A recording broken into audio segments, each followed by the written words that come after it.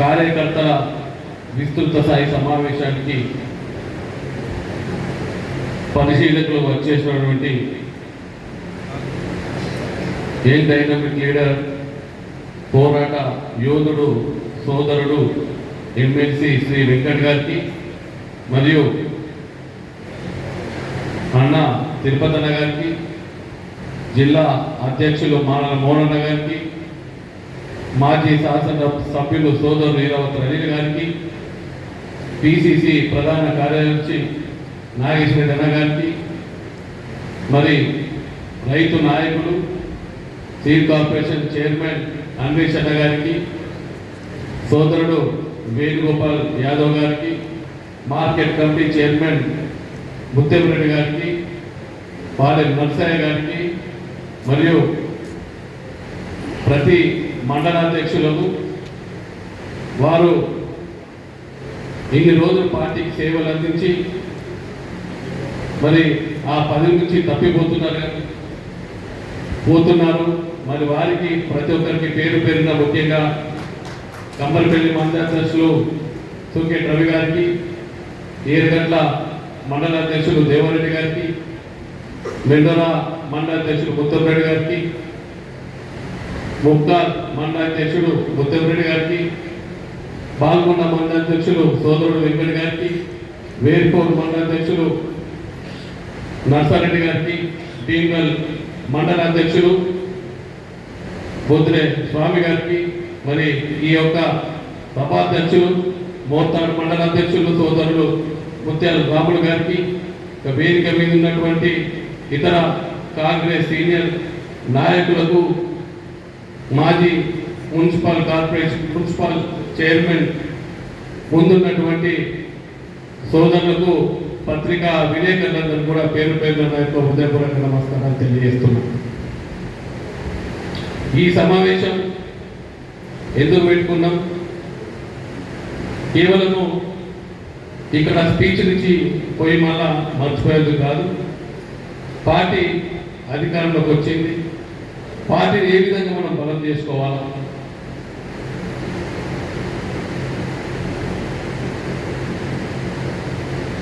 పలుకలుకోగానే పండుగ అయిపోదు. పార్టీ అధికారంలోకి వచ్చింది, ఇంకా మనకు బాధ్యతలు పెరిగినాయి.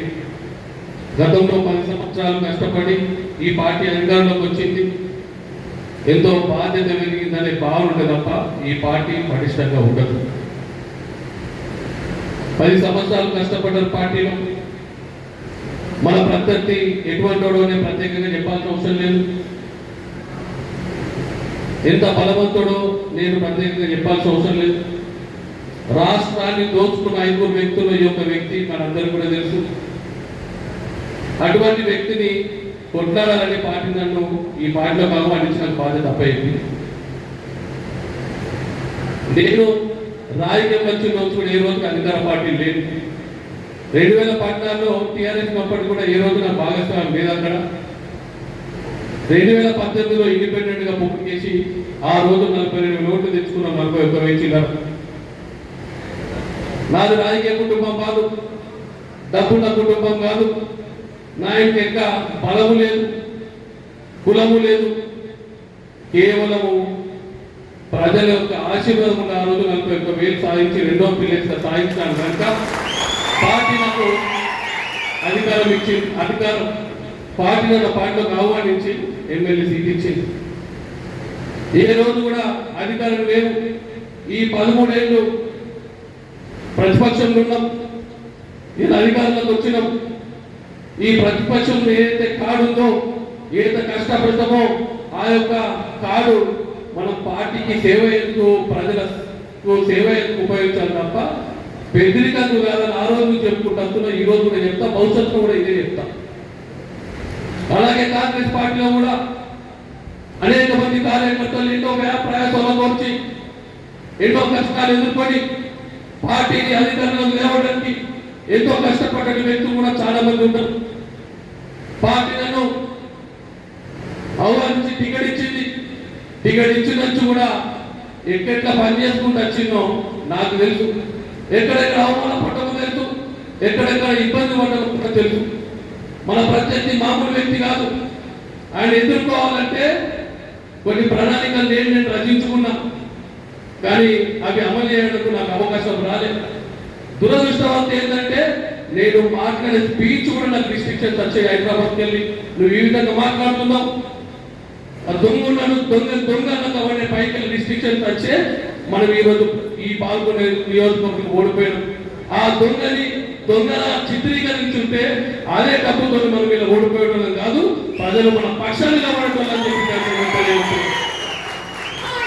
అనునిత్యం మన మీద అద్భుతంగా ఓట్లు వచ్చినాయో అక్కడెక్కడ కూడా నిరసనలు లేవు. ఎక్కడైతే లీడ్ రాలేదో, ఏ గ్రామాలైతే కొన్ని ఇబ్బంది పరిస్థితుల్లో కోర్టు రాలేదో అదే గ్రామాల నుంచి కూడా నిరసన వినిపిస్తుందంటే ఎక్కడ లేదో లోపం ఉందో వెంకట్ గారు ఒకసారి ఆలోచించాలి. ఇప్పుడు పదవులు ఇవ్వండి మీరు, నేను ఒక్కరు కూడా పదవులు ఇవ్వని చెప్పా. అందరు పార్టీకి పనిచేసిన మీరు పదవులు ఇచ్చేటప్పుడు వాళ్ళ ఓట్ల ఆధారంగా, ఆ గ్రామాల ఓట్ల ఆధారంగా, వాళ్ళ వార్డుల ఆధారంగా పదవులు ఇవ్వాలని చెప్పి వాళ్ళని కోరుకుంటున్నాను. కులాలు లేదు, మతాలు లేదు, పనిచేసేటోళ్ళే పదవులు కానీ నేను కోరుకుంటున్నా. ఈ క్రమంలో నా మీద దాడుతున్న విషయం మీరు అందరూ కూడా సాక్షులే. అరే రెడ్డిరా, అరే పటేల్ రెడ్డి దౌర్జన్యం చేస్తున్నారు అందరూ. నేను గర్వంగా చెప్తున్నా సోదరులారా, నా దగ్గర నా సోదరులందరూ కూడా వివిధ కులాల నుంచి పనిచేస్తున్న వాళ్ళే. నా పిఏ మీరందరూ కూడా ఆలోచించండి. రాష్ట్రంలో ఎంతో మంది లీడర్లు ఉన్నారు. ఒక రెడ్డికి ఎక్కడైనా రెడ్డియో పీసో పెట్టుకున్నాడు, కానీ నేను గర్వంగా చెప్తాను నా పిఏ షెడ్యూల్ ఇంకొక పీలో గౌరవ కులాలకు సంబంధించిన వ్యక్తి.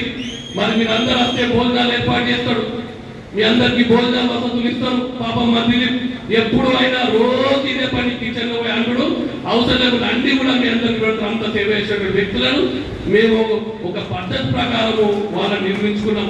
మరి పార్టీ కూడా గౌరవ ముఖ్యమంత్రి గారు కూడా ఓడిపోయిన వ్యక్తులే మీరే ఇన్ఛార్జ్ అన్నారు కనుక ఆ బరువు, ఆ బాధ్యత నాపై ఉన్నది. తప్పు చేస్తే మందులించేటువంటి శక్తి ఉన్నది, మంచి వాళ్ళకు గౌరవించే శక్తి కూడా నా దగ్గర ఉన్నది. నిక్కచ్చిగా ఏదైతే ముఖ్యమంత్రి బాధ్యత నా మీద పెట్టినరో ఎటువంటి మొహమాటం లేకుండా ఆ బాధ్యతని నిర్వహిస్తారని చెప్పి మీ అందరూ కూడా తెలియజేస్తున్నా. మీకెవరికైనా ఇబ్బంది ఉంటే, ఇది కాంగ్రెస్ పార్టీ ప్రజాస్వామ్య విలువలకు కట్టుబడినటువంటి పార్టీ. ఇప్పటి వరకు కూడా ఇన్ని రాజకీయ పార్టీలు ఉన్నాయి. ఏ రాజకీయ పార్టీ కూడా విస్తృత సమావేశం పెట్టి పార్టీ శ్రేణులకు మాట్లాడే అవకాశం ఇవ్వదు. అది ఏ పార్టీ ఉందంటే అది కేవలం కాంగ్రెస్ పార్టీ. ఇంకా అనేక విషయాలు ఉన్నాయి మాట్లాడాల్సినవి, కానీ 4 గోడల మధ్యలో మాట్లాడుకోవాలి. కడుపు ఇంపుకుంటే పేర్లు బయటపడ్డట్టు మనకి పడతాయి. అందుకే అన్ని విషయాలు కూడా బల్మూరు వెంకట్ గారితో నేను మాట్లాడినా. మరి వెంకట్ గారు మా కార్యకర్తలు కొన్ని సమస్యలు ఉన్నాయి, మీరు వినండి అంటే వారు పొద్దున 9 నుంచి 11 గంటల వరకు అన్న నేను అందరికి అవైలబుల్ ఉందా అని చెప్తే మెసేజ్ పెట్టిన చాలా మంది వచ్చి మాట్లాడుకున్నాం. ఇంకా కూడా నేను చెప్తున్నా వెంకట్ గారు, మీరు అందరి దగ్గరికి వెళ్ళి మా వాళ్ళ కాంప్లైంట్స్ కూడా తీసుకోండి. మాకేమన్నా సజెషన్స్ గైడెన్స్ ఉంటే మాకు చెప్పండి, మాకు ఎక్స్ప్రెషన్ అడగండి. నాకేం తారతమ్యాలు లేవు. మీరు కార్యకర్తల నుంచి ఏమన్నా సమాచారం సేకరించి నన్ను అడిగితే జస్టిఫై చేసుకున్నా నేను సిద్ధంగా ఉందా అని చెప్పి మీకు తెలియజేస్తున్నా. ఎన్ని బాధలున్నా బాధలు నోచుకుంటా పార్టీ మాత్రం బదనాలు ఇచ్చే ప్రసక్తి లేదు. అందరూ కూడా మీకేమైనా నమ్మలు ఉంటే రండి నా దగ్గర, కానీ మీ మనసులో ఏదో పెట్టుకొని నాకు దూరం ఉండి నన్నంటే నేను చేసేటువంటి ఏమీ లేదని చెప్పి మీ అందరూ కూడా తెలియజేస్తూ, మీరేం అనుమానద్దు. ఇంతకుముందు అన్నారు అనే బామ్మర్దులు వస్తాడు, తమ్ముడు వస్తాడు, మీకు ఎవరికి ఉండదు అధికారం, ఆయన మీరు ఎవరిని బతకడి అన్నారు. మీరు చూసి నా సోదరులు ఏ రోజు నా తమ్ముడు బామ్మర్దులు వచ్చి మీ మీద చెలాయిత ప్రయత్నం చేసేదానికి ఒక్కసారి ఉండేదని చెప్పేసుకుని ఆలోచించుకోండి. పార్టీలకు వచ్చి అనిత్యం దాడి చేసి మనం ఓడగొట్టేదాకా ఆగినటువంటి శక్తులను మన పార్టీని చూసినాం. కనుక ఇప్పటికైనా ఎలక్షన్లు అయిపోయినాయి, మా ఎలక్షన్లు అయిపోయినాయి, మీ ఎలక్షన్లు ఉన్నాయి. మీరందరినీ కూడా గెలిపించుకోవాల్సిన బాధ్యత ఉంది. మీరు నా చుట్టూ ఇంకోటి చుట్టూ చేస్తే వచ్చేదేం లేదు. సర్వే ప్రకారమే మీకు పార్టీ టికెట్లు కేటాయించే విధంగా నేను చూస్తానని నియోజకవర్గ పార్టీలుగా నేను మీ అందరూ కూడా హామీ ఇస్తున్నా. ఒక్కొక్క వార్డు మెంబర్ని గెలిపించే బాధ్యత కూడా తీసుకుంటా నేనే అని చెప్పి తెలియజేస్తున్నా. ఏ వర్గం కాదు, మీరందరూ కూడా కాంగ్రెస్ పార్టీ వర్గం. చక్కగా పనిచేసుకుని గ్రామాలలో సేవ అయ్యండి, ప్రజల మీద దౌర్జన్యం చేయకండి, ప్రజల దగ్గర కలెక్షన్ లీడర్లుగా తయారు కాకండి, ప్రజలకు చేదొద్దు వాళ్ళుగా మంచి పేరు తెచ్చుకోండి. తప్పకుండా మీరు విజయం సాధిస్తారు. కాంగ్రెస్ పార్టీ విజయం సాధిస్తారని కూడా మీ అందరూ కూడా తెలియజేస్తున్నాం.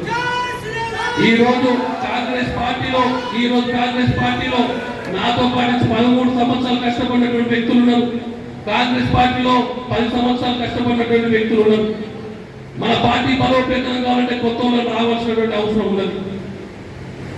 మీరెవ్వరు దయచేసి ఇద్దరి 2 వర్గాలు కూడా చెప్తున్నా, కొత్త పాత అన్ని తారతమ్యం లేకుండా కొత్త వాళ్ళని వెల్కమ్ చేస్తేనే మన పార్టీ పూర్వ వైభవం సాధించుకుంటారని చెప్పి మీ అందరూ కూడా తెలియజేస్తున్నాం. ఇక్కడ మోస్తాను ఎంపీటీసీ చేయలేరు మన పార్టీలో. ఏ ప్రభావం మీరు కల్పించలేదని అడుగుతాడు, ఏమంటున్నాడు అన్న మీకే సక్కలేదు, కొత్త పార్టీలు కొట్టాలనుకుంటారు, మేమో చేంజ్ చేస్తామే అంటున్నారు. ఆ పరిస్థితి ఇలా కాంగ్రెస్ పార్టీ. దయచేసి నేనే డిపార్ట్మెంట్కి ఎవరికి అవగాహపరచడానికి వచ్చిన వాళ్ళు మీరు మనసులో పెట్టుకొని కొత్త పాట మాట్లాడే విషయాన్ని నామోదం చేస్తే సహించేది లేదు అని కూడా నేను ఖచ్చితంగా తెలియజేస్తున్నాను. ఎక్కడైతే పార్టీ ఎవరు పని చేసినో నాకు తెలుసు.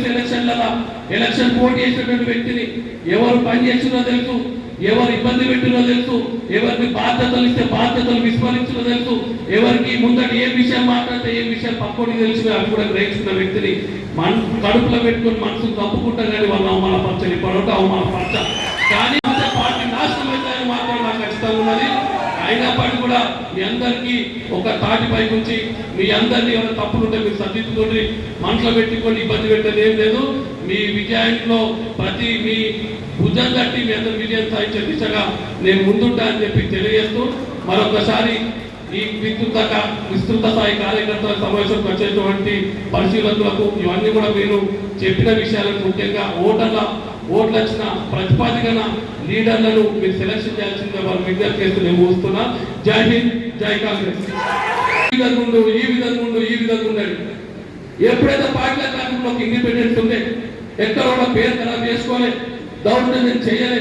నాతో సోదరులు కూడా ఎంతో అద్భుతంగా పనిచేసి ఈ రోజు కూడా అద్భుతంగా పనిచేస్తున్నారు. కాంట్రాక్ట్లతో కమిషన్లకు ఆశపడతలేరు, ఉష్కదంగా కావాలని ఆశపడతలేరు. అక్కడ కూడా ఒకరిద్దరు ఉండొచ్చు, దాని తప్పు లేదు. ఆలోచన పాపం తెలియదు పిల్లలకు. అట్లనే కాంగ్రెస్ లో కూడా కష్టపడే వ్యక్తులు ఉన్నారు, వాళ్ళు కూడా ఎక్కడ ఆశపడతారు ఒకరిద్దరు తప్ప. బాధ్యతలు మోస్తున్నారు. మీరు ఈ విధంగానే మొయ్యండి. ఖచ్చితంగా పార్టీ బలోపేతం అవుతుంది. మనందరం కూడా తెలుసు పార్టీ ఒక రుణమాఫీని మనం వెనుకబడ్డాం. కాకపోతే ఎవరికైతే మన సంక్షేమ పథకాలు అందుతున్నాయో వాళ్ళలో బలంగా ఉన్న విషయాన్ని మీరు గ్రహించాలి తప్ప ఒకరిద్దరు మాట్లాడి రుణమాఫీ రాని వాళ్ళు మాట్లాడే విషయాన్ని మనసులో పెట్టుకొని ఇబ్బంది పడద్దని మీ అందరికీ ఎప్పుడు మీ ధైర్యాన్ని గౌరవపోతుందని చెప్పి మీ అందరూ కూడా తెలియజేస్తున్నా. సోదరులు రాబోయే ఎలక్షన్లు మీరు గట్టిగా ధైర్యంగా ఉండాలా. పార్టీ కూడా ఆలోచిస్తుంది రుణమాఫీ సంపూర్ణంగా చేయాలని. ఆ దిశగా పార్టీ ఏ నిర్ణయం తీసుకున్నా మనం స్వాగతించి మన మనోధైర్యం కోరుకోకుండా మీరందరూ గట్టిగా ఉండాలని చెప్పి మీ అందరూ కూడా కోరుకుంటున్నా. పార్టీ అధికారులు నేను 13 ఏళ్ళది ప్రతిపక్షంలో ఉన్నా, నాతో పాటు సోదరులు ప్రతిపక్షం ఉన్నారు. కాంగ్రెస్ పార్టీ 10 ఏళ్ళు ప్రతిపక్షం ఉన్నది, అనేక మంది ప్రతిపక్షంలో ఉన్నారు.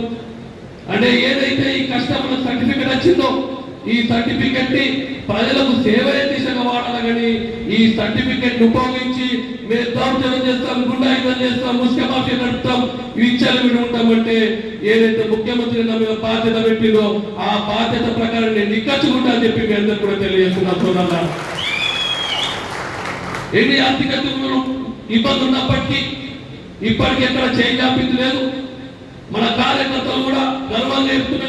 మన నిజామాబాద్ వేదిక మీద చెప్పిన ఇంద్రమైన సెలక్షన్లలో అద్భుతంగా మా వారు పనిచేస్తుందని చెప్పిన దానికి నిదర్శనంగానే ఈ రోజు నిజామాబాద్ జిల్లాలో ఎవరైనా ఇంద్రమైన సెలెక్ట్ చేసి మొట్టమొదటిగా కలెక్టరేట్ కు పంపించి మినిస్టర్ కు పంపించి నియోజకవర్గం మీద ఉందంటే అది పాల్గొన్న నియోజకవర్గం తెలియజేస్తున్నా. దానికి పద్ధతి పాటించడం. మీ అందరు కన్ఫ్యూజన్ ఉంటారు, ఎవరికి ఇవ్వాలని ఎవరికి ఇవ్వద్దని. కొంతమంది పేరు రాస్తున్నారు, ఇదో వైపుందని గ్రహించిన, ఈ దోవ తప్పుతుందని గ్రహించిన. ఎంపీ డోర్తో కూర్చున్నా అసలు మా పరిస్థితి ఏంటి, ఎవరికి ఇవ్వాలా, మీ ఎలిజిబిలిటీ ఎప్పటి మాకన్నా వాళ్ళ దగ్గర కూడా ఒక పేపర్లో రాసింది లేదు. మళ్ళీ ఒక విధి విధానాలు తయారు చేసినాం, మండలాల వారిగా మీటింగ్ పెట్టాం, మండలాల వారిగా ఎంపీ డోర్లను పిలిపించినాం. ఈ విధి విధానాలు తయారు చేసి గ్రామాలకు పంపిస్తే కేవలం 2 రోజుల్లో మీరు అందరూ కూడా పంపించినందుకు మీ అందరూ కూడా ప్రత్యేక ధన్యవాదాలు తెలియజేస్తున్నాం. నిన్న కలెక్టర్ గారితో మాట్లాడిన సార్ మా పరిస్థితి ఏంటి, మీ పరిస్థితి అద్భుతంగా ఉన్నది, మీరు సెలక్షన్ చేసిన ఇళ్ళని కూడా దాదాపు 90% మీరు ఇచ్చిన పేర్లను కూడా ఓకే అయ్యడం జరిగింది, కలెక్టర్ గారు చెప్పడం జరిగింది. అంటే ఎంత అద్భుతంగా పనిచేసిర్రో మీరు ఒక్కసారి తెలుసుకోవాలి. అక్కడక్కడ ఉంటే కర్మ మొక్కలు ఉంటే మనం ఇబ్బంది పడాల్సిన అవసరం లేదు.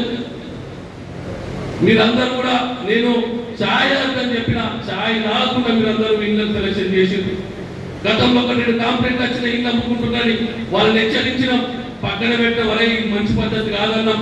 ఈ రోజు పార్టీ అంతా కూడా ఏ 6 నెలల కింద పార్టీ పరిస్థితి ఎట్లుందో ఇప్పుడు ఎట్లుందో చూస్తే చాలా సంతోషంగా ఉంది. పార్టీ అందరూ కూడా నిక్కచ్చిగా పనిచేస్తున్నారు, పార్టీ అభ్యర్థుల గురించి పనిచేస్తున్నారు. ఎవరు కూడా పార్టీ మీద అక్కడక్కడ నిరసన ఉండొచ్చు, ఆ నిరసన లేకుండా నేను చెప్తా వెంకట గారు మీరు పరిగణలోకి తీసుకోవాలి.